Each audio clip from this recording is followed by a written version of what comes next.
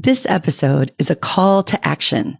My guest speaks with unapologetic clarity about courage as resistance, the everyday radical act of showing up, speaking truth, and building power. She reminds us that despite every attempt to erase or divide, BIPOC communities are here, rising stronger, and more unstoppable than ever. You're listening to the Courageous Public Health Podcast, Episode 4. To all the courageous Black, Indigenous, and women of color leading in public health, this podcast is your space to turn up the volume on your courage. This space centers your voice. This space celebrates your passion. This space amplifies your courage. My role? To listen, to amplify, and to stand with you in the fight for equity. My name is Dr. Christy McClamrock. I'm an epidemiologist, consultant, the founder and CEO of Courageous Public Health, and the host of the Courageous Public Health Podcast. Each week, I have unfiltered conversations with BIPOC women in public health about the challenges you face, the power you hold, and your vision for the future. We talk about the authenticity, vulnerability, and courage that you bring, not just to public health, but to every part of your lives. Because courage is about action, even in fear. It's about taking up space, leading unapologetically, refusing to be erased, and knowing you never have to do it alone. If you're ready to turn up the volume on your courage, if you're ready to take up space, if you're ready to smash the racist, patriarchal, cisnormative, heteronormative, ableist, capitalistic systems, then let's dive into this brand new episode. Thank you for joining me on this episode. I'm so excited to introduce you to my guest. But first, I'd like to reintroduce myself if you're brand new to the podcast, or reintroduce myself if you're a returning listener. My name is Dr. Christy McClamrock, and I'm an epidemiologist, public health entrepreneur, and the CEO of the Courageous Public Health consulting firm. At Courageous Public Health, we are turning up the volume on courage within women, particularly Black, Indigenous, and women of color who are doing the work of public health. We support public health organizations through workshop design and facilitation and speaking engagements. Be sure to subscribe to the Courageous Public Health Podcast email list. The link will be provided in the show notes. I'm so excited to introduce you to my guest on this episode. Let me formally introduce her, and then we'll jump right into our conversation. Alisa Howard is the accidental public health advocate, a Las Vegas native with over 12 years in public health. Alisa founded her boutique firm, Minority Health Consultants, in 2018 to address health disparities and connect stakeholders with communities of color. Active in various local and national health boards and coalitions and committees, Alisa has served on the governing board of the Nevada Certification Board since its inception, advocating for community health workers and other non-clinical health professions. As the first chair of the NAACP Health and Wellness Committee in Las Vegas, Alisa champions racial equity, human, and civil rights. Throughout her career, she has placed great emphasis on health education and literacy. Therefore, she was chosen to co-host 2 health education radio shows, both sponsored by the Southern Nevada Health District, and has been a community health worker instructor for over 6 years. Alisa believes that keeping community involved in public health is the key to better health outcomes for marginalized and disproportionately impacted communities. Let's connect my conversation with Alisa Howard right now. Hi, Alisa. Yes, I'm so excited that you're here. I'm so excited to have you on the podcast. How are you? I'm so good. I'm so glad that you reached out about this podcast. I'm so excited for you. How are you? I am good. I am also very excited to reconnect with you. I was thinking about how we met and when we met. So I think it was like end of 2021, beginning of 2022, definitely during the COVID-19 pandemic. And we connected over LinkedIn. Yes. Yes. And it's funny, I actually was looking today, I was looking at our LinkedIn messages, and we were talking about this brief interview that I did with you, for Public Health Connected. And the question was, what animal best represents you as a public health professional? I remember And that. yes. And you said Cheetah. the cheetah. It's my favorite animal since I was a kid. Ever since I learned about it in school, the cheetah is my favorite animal. It's just so sleek and beautiful and majestic when it moves. Yes. Just the way it creeps up on its prey is just it's such a beautiful thing to see. Of course, I would never want to be the prey, but. Right. Yeah, don't be the prey. Right. Yeah. And you said, sleek and fast, like we have to be when we respond to pandemics and other crises. And I was like, that is amazing. Yeah. That is amazing. Yeah. And I love what you said. We're those people in the background that most people don't know about and most people don't care about, but we're that cheetah in the background watching everything, and then have to be fast and sleek when things happen. And I love what you said when we were just chatting before we hit record. I love that you said the cheetah needs to be a car. It needs to be a car. Like, why does it have its own car? It really needs to be to have its own car. I love that. I love that so much. So, and then we actually got to meet in person. We got to meet in person in 2023 when I came to Las Vegas for vacation, and you came to my hotel and we had dinner, and it was fantastic and lovely. It was. I love meeting people that I meet on LinkedIn or just in social media spaces in person, because it just makes the connection even better, right? Like we already had a connection, but just to see you and feel you in person, like you're a real person. Yes, exactly.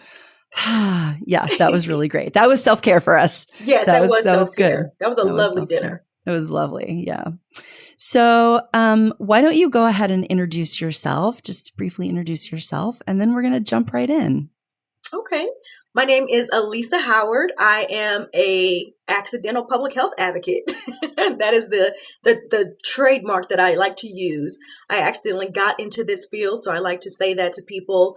This is not my traditional background, but I've been in it for 12 years now. And I'm a health educator and a trainer and a CHW instructor, also a CHW myself, and so many other things. Oh my gosh, so many things. It's true. So many things. Great. Thank you for that. It's really great to have you here.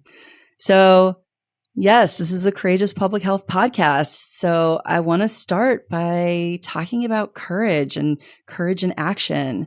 So just to remind everyone, bravery is taking action without fear, while courage is taking action despite fear. So I would love for you to share some examples from your life, your professional life, your personal life, about times that you have acted courageously. You know, when you sent me these questions via email, I was thinking about them because I was like, I've never been asked about being courageous, even though as people, there's many times in our lives where we probably had to be, right? So I had to really think about it. And it was just really simple things. And I had a child at 15 years old. And the courage that it takes to be a 15-year-old where your body and your mind is still developing and decide you're going to keep this child and you're still going to have your goals that you want to have. You're still going to finish high school. You're still going to go to college. You're still going to be whoever it is that God, for me, would deem you to be, right? That was very courageous for me. And I didn't realize it. And I think it's because as women, we just do what has to be done. And as a mother, we do what has to be done. And of course, as a 15-year-old, I'm just like, my parents said, you can still go off to college and we'll raise your child. And I said, that doesn't sit well with me. I said, thank you, because they knew how much I wanted to go to college. So I said, thank you, but I would feel really bad not being a part of her life, because this was my doing, not you all's doing. You all have a life and, you've taken such well care of me. This was I'm not going to say mistake, but this was my doing, right? Of not being educated in sexual health and condoms and birth control and what that even means. And so for me, it was very courageous of me to not give up on my dreams, to take care of my daughter, to say, no, I'm going to stay in Las Vegas. I'm going to raise her. I'm going to be the best mother that I can be, that I know how to be, and still go off to college. still, go to college right here in my own state. So to me, that was very brave. It was very courageous to make those decisions at such a young age when I could have easily said, okay, thanks, parents, and went on and had my own life, because I know lots of people have done that. But for me, that was courageous for me to say, no, that's not the right choice for me. That's such a great example. And it sounds like you had a lot of maturity at 15 years old. And right. And yeah, like that I didn't even realize. That you didn't even realize. Yeah. Fantastic. Yeah. I mean, the parenting piece, it takes courage, as far as I'm concerned, to parent under any circumstances. And you're talking about particularly challenging circumstances. And so, and I had to take my daughter to school with me. That was another courageous move. I could have easily, my parents, offered for her to go to a babysitter or a daycare throughout the day. And I said, my school has a daycare on campus, because at that time, 1994, unfortunately, a lot of girls were becoming pregnant, because teen pregnancy prevention was not a big thing, as far as we know from public health stance, right? And so I had to take my daughter to school with me as a high schooler. You already know how high school is just brutal. People are brutal. They're unkind. There's lots of, just bickering and look at her and laughing and all of those things. And I just had to put my blinders on. I put, my backpack on my back and carried my daughter on the school bus with me, and took her to the daycare every morning. And at lunch, I would have to go in and feed her. Couldn't be around the rest of my friends, because that was part of our duty to have them on campus. So even that, it's going to actually be part of a book that I'm writing, because I had to think about that. Like, this was a really big deal. It was a very courageous move. When I think about it, when I thought about your questions, I was like, this needs to be a part of something. Absolutely. Yeah. Absolutely. And, I'm sure that your parents played a big role in, the way that they raised you and give you the values that you used to then make those choices. That's awesome. Really, my community, my aunts and my uncles, my cousins, everybody in my community, we call it a village, played a role in helping me raise my daughter, and helping me to get to school, and helping me get home from school and go pick her up from, things that she had to do as I was raising her, still trying to get out of high school. So really, it was a village. It was definitely a village. Yeah. Did that impact you going into public health? So no, it impacted me once I got into public health. I literally did not know what public health was. I went to school. I was still going to be a lawyer. I had these dreams. My parents knew I had these dreams of becoming a lawyer. And so I went to paralegal school. I got my degree, associate's degree in paralegal. And then I went on to work for law firms. And from there, I was like, I don't feel like I'm helping the way that I'm supposed to. And I really think that thought process changed because of me being a mother now. Because I wanted to be the rich attorney. I was going to be that 40-year-old attorney that was going to retire. I just had these thoughts of like grandiose, money and things of that nature. There was never really I'm going to help people, type of mindset. But when I had my daughter, I got into law. And while I'm working, I'm like, this is not what I thought it would be. I thought I would be helping people more. And I'm like, where did that thought even come from? I never really wanted to so-called help people. I just wanted to do the job well, right? As a lawyer, of course, you're going to help people, because I wanted to be on that side of law, but I didn't know how it was going to affect me as an adult. And so I went back to school. That's when I went back to college. And from there, a friend actually called me and said, hey, I know you're back in school. Do you need a part-time job? And I was like, yes. And it happened to be, yes. It happened to be in the Office of Public Health, Informatics, and Epidemiology for the state of Nevada. So the highest, kind of public health office that we have here. I ended up working in that office. And in my interview, they actually looked at my resume and said, we just brought you in for an administrative position, but we see that you can write as a paralegal, you can draft, you can research, like these skill sets will be useful for us in the tuberculosis department. And I was like, tuberculosis who? Say what? And they were like, we'll teach you all of that. We'll teach you all that. Can you just bring your skill sets? I was like, okay. And that's how my public health career started. I suspect that a lot of public health careers start similarly, right? Where you just sort of stumble in. You know, the older people, I have learned from the older people that we kind of just stumbled into public health, but the younger kids, when I interviewed them, like the ones that come from like the School of Public Health here in Las Vegas, they tell me that they've always wanted to be a public health professional. They've always wanted to be an epidemiologist. And I'm like, how did you even learn about it? Oh my gosh, that is so great though. I would not have thought that either, but that I got they like know warmth from in my the chest when you beginning. said that. Like, Yeah. Yeah, they like wow. know from the beginning that that's what they want to be. And I think it's a beautiful thing because that just tells us that public health is getting out there more, Mhm. that it's actually a career that people strive for. I literally had never heard the words public health in my life. Yeah. Yeah. That is, yeah. Do you have, I think you said you also had an example of courage in some of your professional work. I'd love to hear about Yeah, that. We'd love to hear about that. starting a business, whew, that takes courage. Yes. So being in public health, at that point, I was in public health for I think about 8 years. I was running an HIV program. Some things in the country were changing like they are now. This same person that is in office now got into a position then, and HIV funding, unfortunately, went down the hill. The White House Office of AIDS and HIV actually closed. And so it trickled down to states. And so my program was a program that had just been running for 3 years. And of course, here in Las Vegas, there are programs that have been running for 10 and 12 and 15 years. So my program was the first to be cut. And after that, I just kept hearing the work still needs to be done.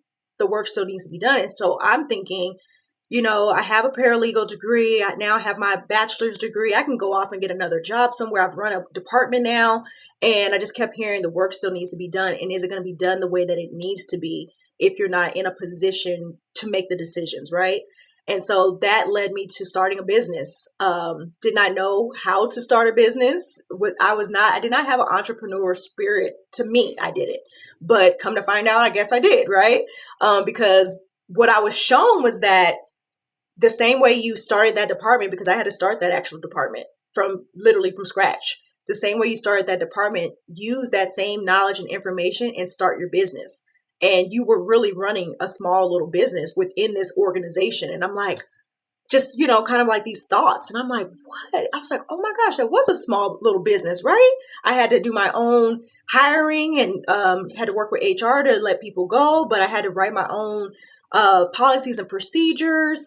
I had to hire the people that I wanted. I had to train them myself. So it was like, you can start a business. I looked online and here I am 7 years later, Minority Health Consultants. Fantastic. I mean, being an entrepreneur, being a public health entrepreneur, starting your own business, it's an exciting thing, but it's also can feel really scary. It's hard. Yeah. Let's just be completely honest. Yeah. It is hard. Yeah, it is definitely challenging. And I love hearing stories about, particularly about women who have started their own businesses, even though it's been hard. And, there's a bit of feeling like you're jumping into the unknown, right? No, seriously. I was like, how am I going to start a business? Like, what am I going to do for money? Yeah. I mean, the financial implications, and I mean, there's just lots of implications, and no matter how far along in it you go, like I said, I'm 7 years in now. Every year, I'm still like, okay, what am I going to do? How am I going to get money this year? And it should be something that it's like, come on, you get money every year now, but I'm not. I'm still like, okay, I got to make sure everything is good. Who do I reach out to? Who's going to reach out to me? Because there's just this fear of unknown, right? Yeah. And I think it's very courageous to, despite that fear, to keep going on and to keep saying, no, I know that I'm going to be okay. That's so powerful, Alisa. I love that so much. Thank you. So courage it's not just about taking action despite fear. It's also about claiming and expressing your power, right? Especially in spaces that may not always welcome that. So I'm really curious about how you express and embody your power as a Black woman doing the work of public health. Ooh, that's a loaded question. I think just showing up every day as a Black woman in public health is expressing your power, because we are showing up in spaces that we are not usually welcomed. We're showing up in spaces where our degrees, our knowledge, our skill sets are put behind other people's all the time, right? So showing up is how I express my power. Showing up to show that I know I have knowledge, I have wisdom, I have the degrees you're looking for, whatever it is that you can say that you need to check off for me. So showing up for me is expressing to me, it's showing up for my community, is expressing to me my power. So I go and get the knowledge and the information and being able to go back to my community and then teach them. So I believe in this, each one, teach one. I don't even know what it's considered as, but just a quote, each one, teach one. But I really believe in that mantra, because if I know something, I don't want to just hold it in. What good is it going to do for me? I need to go teach it. Right. And so to take that information that I learn in these spaces that I get, that I welcome myself in sometimes, or that I get welcomed in, I go then and teach my community so that they then have the power, because it's not just about one woman or one group of people having the power. It's about sharing that knowledge with everyone, because if I share that with you and you go share that with 10 other people, I've now reached more people than I could have reached on my own. And so that's expressing my power, is learning what I need to learn so that I then can go share with my community, and showing up in these spaces to learn what I need to learn. I'm thinking of it as a infectious disease, right? Mm-hmm. You're literally transmitting courage, you're transmitting power to people, and then they can do the same. And, I love that. Then you get those beautiful, I think they're beautiful, images of transmission and the spread, the sort of webbed spread. The webbed spread. I love that. Yeah. Like an infectious disease, because that is my background, infectious diseases. So yeah, exactly like that. One word at a time, I'm spreading. Yeah. It's so true though. And it's so needed. It's so needed. Somebody asked me the other day, what my world view was like public health. And, there were a couple of things that I responded, but part of my response was like, I see everything through a public health lens, but I also kind of I see a lot of things through an infectious disease lens. I can tell. And a transmission lens. I can tell. So there it is. There's that lens coming up again. That is hilarious, but I love it, because like I said, I am, my family thinks I'm crazy, because when I talk about infectious diseases, I light up like I'm talking about ice cream or something. And they're like, what is wrong with you? I'm like, I just love them. We love them, and we love to prevent them, and we love to treat them and get rid of them, but we love them. Yes, I just want to learn about them. Like, I think it's fascinating. I think it's our bodies and how they attract certain diseases, and how now bird flu is in now humans. Like, that was never a thing ever in history. It's scary at the same time that it's fascinating, right? Yeah. Yeah. Okay. I love everything that you've said about courage and about that power. And I'm really curious about what your vision is for the future.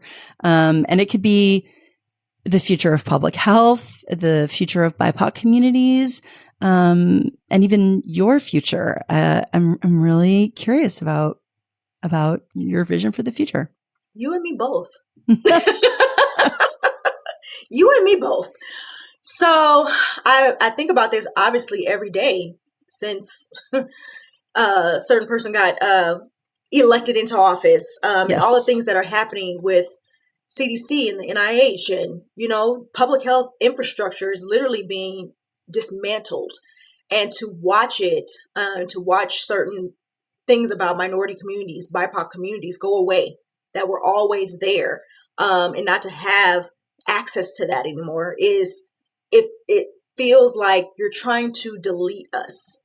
And I know that that's what the intimidation process is, right? To make people feel like they're trying to delete us. But thankfully, I have a village of people that I've surrounded myself with, including yourself, that have, screenshots that they took before these websites went down. They have, they archived them somewhere and they're like sharing them out to everyone. And because we still have that knowledge and we still know that we are still people that are beautiful and knowledgeable and educated, we know that we're still going to help our community. And it might be in a smaller way since there's not a website presence from the government anymore, but we'll do it on my website. We'll do it on somebody else's website and it'll keep going. One thing about BIPOC people is that we go through a lot of things, but we never fall. You're never going to hold us down as much as you step on our necks. Like George Floyd, we're still going to rise and we're going to come together and we're going to make sure that everybody in our village is safe, taken care of, and have what they need. We've seen it in the 60s. We've seen it through Black Panther movements. We've seen where Black Panther got together and they started education programs. Kids were going to get educated. They started food pantries. People in the community were going to eat. And it was like, sometimes we have to get back to our roots and we have to get back to who we are as a people in general and realize that there's going to always be opposition. There's always going to be people that don't like us for literally the color of our skin, which we didn't choose. We didn't choose it. So, and because of that, we have to now realize who we are. I think I always say, even during the pandemic, and people didn't like it, but I said, sometimes, whether you believe in God, Buddha, whoever, sometimes the universe has to come back together to bring people back together, and they have to do it through something that's going to make us sit down and have to talk to one another and have to listen to others' perspectives. And whether it's through an uprising, whether it's through boycotting, whether it's through marching down a street, it's the purpose of bringing us back together as humans. It's not about communities being sanctioned off by themselves. It's about people realizing that we're all the same. We just have different color skin. That's literally all that's stopping us from being a human race that's combined and collected, is that the color of our skin. And a lot of people like to put that as a wedge between us. But I see it as it was necessary.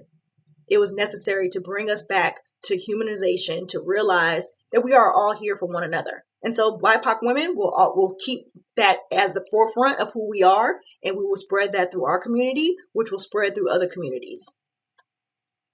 Oh, that's just beautiful. I mean, what a great vision. So that's my vision. My vision is to use this hard time, to bring people back together and to work on people's wellness and their health. And that's mental, emotional, physical well-being, the 8 dimensions of wellness. And how can I do that, through my business, but then how can I connect with other people that have other parts of that 8 dimensions that they can work on? And then that's how we do it. And if everybody has something that they're working on, then we'll have wholeness and wellness in our communities. Yep. Yeah, absolutely. Yeah. And what about for yourself, Alisa? Any specific vision for your future? For me, it's to stay grounded. Yeah. It's to stay balanced, because I am such a helper and I want to literally help the world. I have to keep myself grounded and say, you can't do everything. And that's why connections to me are very important, because I don't have to do everything. There literally are people out there that can do the piece that you think you can do or want to do, but you don't have to do. So for me, it's literally an everyday chore to say, nope, I am not doing this. I'm going to call, this person. I'm going to call that person.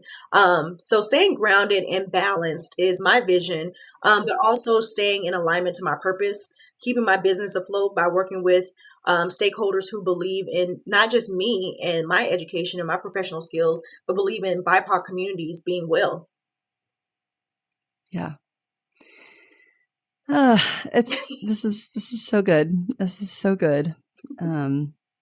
I really, I love what you're saying. And taking care of yourself, and the idea of embracing your yeses, but also embracing your nos. Yes. That really resonates for me. And you're right. BIPOC communities will not be eliminated, not be broken. The strength of these communities, of your communities, can go on and on. I mean, it just continues, and it's unfortunate that things have happened in the past, but it's like, we know, right? Like, we know there is evidence. Like, we have evidence. Yeah. So whether they take them off the website or not, we have historical context. Absolutely. Our bodies being here is the historical context. We survived. Absolutely. Yes. Oh, so powerful. Well, I really appreciate you coming on the podcast, and sharing about courage. Yes. It's like a perfect fit for you. I feel like it's a perfect fit for you to come on and share about that. Thank you. Yeah, really appreciate it. I do have a quote from Maya Angelou that I would like to leave with. Oh, please. Courage is the most important of the virtues because without it, no other virtue can be practiced consistently. That's lovely. Thank you so much for sharing that. You're welcome. Thank you for having me on. I really appreciate it, Christy. What a fantastic conversation. Alisa shows us what it means to lead with courage, purpose, and deep commitment to the well-being and empowerment of BIPOC communities. I encourage you to connect with her to learn more about her and her courage. You can find the links to connect with her on the show notes page for this episode, located on our website, courageouspublichealth.com, under episode 4. Before you go, please take a moment and share this episode with a friend. I know you have people in your life who would appreciate hearing this conversation about courage. If you're listening in a podcast app, you can easily share this episode through a text or directly to social media. On the show notes page, you'll also find social media sharing buttons to make it super easy to spread the word. All right, everyone. Until next time, stay courageous. Thank you for listening to the Courageous Public Health Podcast. Visit courageouspublichealth.com to find the show notes for each episode and learn how to connect with us.